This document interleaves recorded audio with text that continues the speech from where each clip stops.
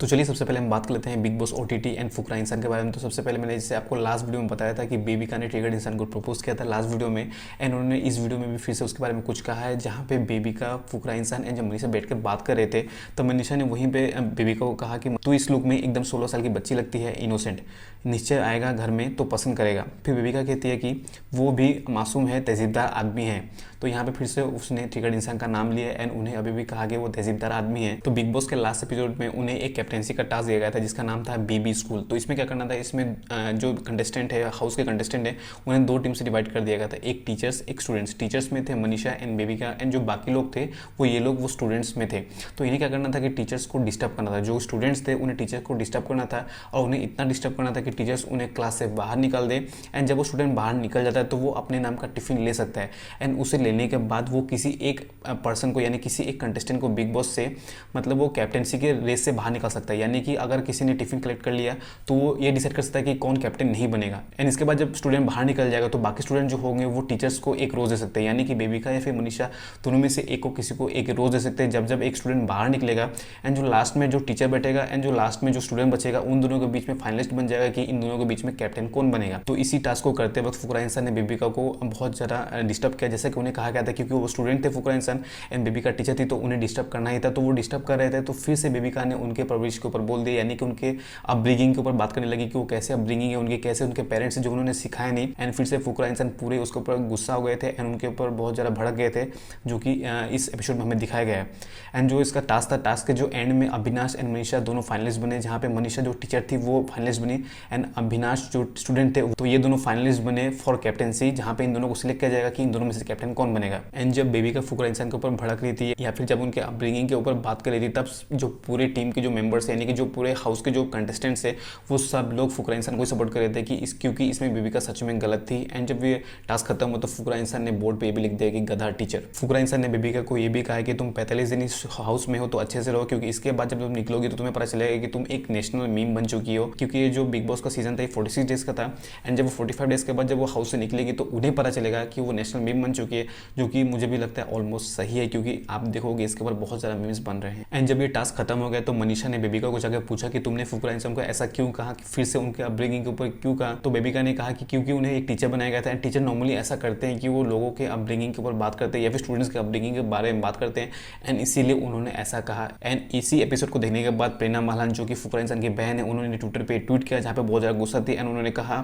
Thank God other contestant also took a stand and said this, how can you come on someone's parents and their upbringing all the time. अपने level तक रह के बात करना आना चाहिए, she just need attention so she can stay longer in the house, sad. But इस task के कंप्लीट होने के बाद अविनाश एंड मनीषा फाइनलिस्ट बनी है, तो अभी ये डिसाइड करना है कि इन दोनों में से कैप्टन कौन बनेगा। तो जब ये टास्क हो रहा था तो एक बहुत ही वियर्ड चीज ये हुई कि जब जिया के पास ये चांस था, जब उन्हें ये डिसाइड करना था कि जेड और अविनाश में से दोनों में से किसी एक को सिलेक्ट करना था कि वो किसी कैप्टेंसी के टास्क से बाहर निकलना चाहती है, तब तो उन्होंने जेड का नाम लिया एंड उन्हें कैप्टेंसी के टास्क से बाहर निकाल दिया। एंड ये लोगों को बहुत ज़्यादा अजीब लगा, वियर्ड लगा, एंड मनीषा एंड फुकरा इंसान को भी बहुत ही ज़्यादा अजीब लगा, क्योंकि कुछ दिनों पहले ही जब जिया का अविनाश और फलक से जब झगड़ा हुआ था तो जिया ने ये कहा था कि वो उन दोनों के साथ कभी नहीं जाएगी, उनसे कभी बात नहीं करेगी। बट अभी उन्होंने फिर से अविनाश को कैप्टेंसी टास्क के लिए खड़ा कर दिया।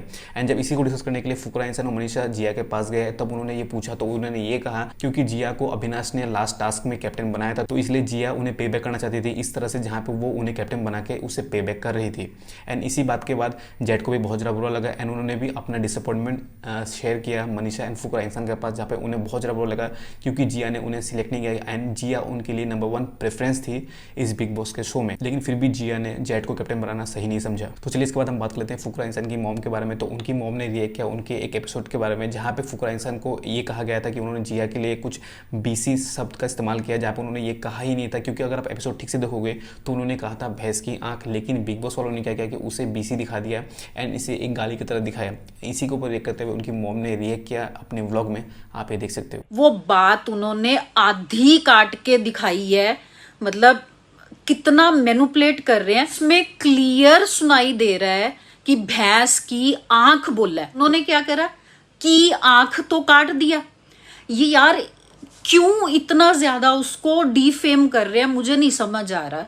कि बाकी सब तो गालियां दे रहे हैं, वो नहीं उनको दिखता, लेकिन अभिषेक की वो भैंस की आंख, वो उन्होंने गाली बना के उसको दिखा दिया। सब लोग 24/7 देख रहे हैं, हम भी देख रहे हैं, हमने भी ये क्लिप देखी है। मैं तो बिग बॉस से यही बोलूंगी, जो भी ये टीम मेंबर हैं, प्लीज ये इस गलती को करेक्ट करो और मेरे बेटे को डिफेम मत करो। तो चलिए इसके बाद हम बात कर लेते हैं एलविश यादव के बारे में। तो क्या वो बिग बॉस ओटीटी सीजन 2 में आने वाले हैं? तो क्योंकि हम लोगों को बहुत ज़्यादा स्पेकुलेशन मिल रहे थे कि बिग बॉस में वो आने वाले हैं, एलविश यादव आने वाला है। तो अभी ये कंफर्म हो चुका है कि Elvish Yadav big boss OTT 2 में आने वाले हैं, क्योंकि उन्होंने खुद ही एक अपने इंस्टाग्राम में वीडियो पोस्ट किया जहाँ पर उन्होंने ये कहा कि वो हाउस में आने वाले हैं एंड वो सिस्टम मिलाने वाले हैं। आप ये वीडियो देख सकते हो। सो गाइस, अब टाइम आ गया है घर का सिस्टम चेंज करने का। तो तुम्हारा भाई मैं आ रहा हूँ घर के अंदर एक एक का सिस्टम हैंग करने और सबको बैन करने। तो सी यू गाइस देयर। तो अगर आपको ये वीडियो अभी तक अच्छा लग रहा है तो प्लीज़ वीडियो को लाइक कर दो एंड चैनल को सब्सक्राइब कर दो, इट्स रियली इंपॉर्टेंट। तो चलिए इसके बाद हम बात कर लेते हैं हर्ष बेनीवाल के बारे में। जैसा कि हम लोगों को पता था कि हर्ष बेनीवाल की नई मूवी आने वाली है एंड ये यूट्यूब पर आने वाली थी जिसका नाम था चेकमेट। तो ये आ चुकी है एंड इसी के ऊपर करते हुए बहुत सारे यूट्यूबर्स ने स्टोरी लगाया जहाँ पे भुवन बाम ने लिखा my brother doing big stuff. And इसी के बाद आशीष चैनल ने भी एक स्टोरी लगाया जहाँ पर उन्होंने कहा हर्ष बेनीवाल ने अपनी जान डाल दी है इसमें, जाओ जाके देखो फुल धमाल है। एंड इसी के बाद हर्ष बेनीवाल ने भी एक स्टोरी लगाई जहाँ पर उन्होंने एक रिक्वेस्ट किया, जहाँ पर उन्होंने ये लिखा था इट्स रिक्वेस्ट प्लीज स्पॉइलर मत देना किसी को, बहुत मेहनत लगी है, लेट एवरीवन एंजॉय दिस। तो चलिए इसके बाद हम बात कर लेते हैं जवान मूवी के ट्रेलर के बारे में। तो जैसा कि आपको पता है कि शाहरुख खान की नई मूवी जवान का ट्रेलर आ चुका है एंड इसी के ऊपर रिएक्ट करते हुए सलमान खान ने एक ट्वीट किया जहाँ पर उन्होंने लिखा पठान जवान बन गया, outstanding trailer, absolutely loved it, now this is the kind of a movie we should see in theatres only, I तो sure for sure seeing it first day को ही मजा आ गया, वाह। एंड अगर हम बात करें मूवी के बारे में ही तो OMG 2 का ट्रेलर आ चुका है अक्षय कुमार की मूवी का, जहाँ पे पीजे एक्सप्लेन ने ये कहा OMG 2 टीजर ये बहुत अच्छा था, मुझे लगा कि एवी निकल जाएगी मगर नहीं, बहुत पम्प्ड अप फील हुआ, अक्षय कुमार का लुक बहुत कूल था, होप करते हैं मूवी भी कूल होगी, बाकी राम भरोसे। एंड क्योंकि OMG 2 जो है वो अगस्त 11 को रिलीज होने वाली है एंड उसी दिन गदर 2 भी रिलीज होने वाला है, तो यहाँ पे एक क्लैश होने वाला है। जिसके बाद लोगों ने इसके बाद ट्वीट किया जहाँ पे बादल ने लिखा looks like August 11 will be a war and not one sided battle OMG 2। And इसी के बाद योगी बोलता है ने एक ट्वीट का जहाँ पर उन्होंने लिखा OMG 2 teaser is good, giving the first vibe but plot is totally different, Akshay Kumar as lord Shiva avatar, देखते हैं 11 अगस्त को कौन जीतेगा, गदर 2 वर्सेस OMG 2। तो चलिए इसके बाद हम बात कर लेते हैं comic verse and man of culture के चैनल के बारे में, क्योंकि ये दोनों चैनल कुछ दिनों पहले हैक हो गए थे एंड अभी 3 दिन हो चुके हैं। एंड इसी के ऊपर अपडेट देते हुए मोहित ने लिखा current update is that there is no update.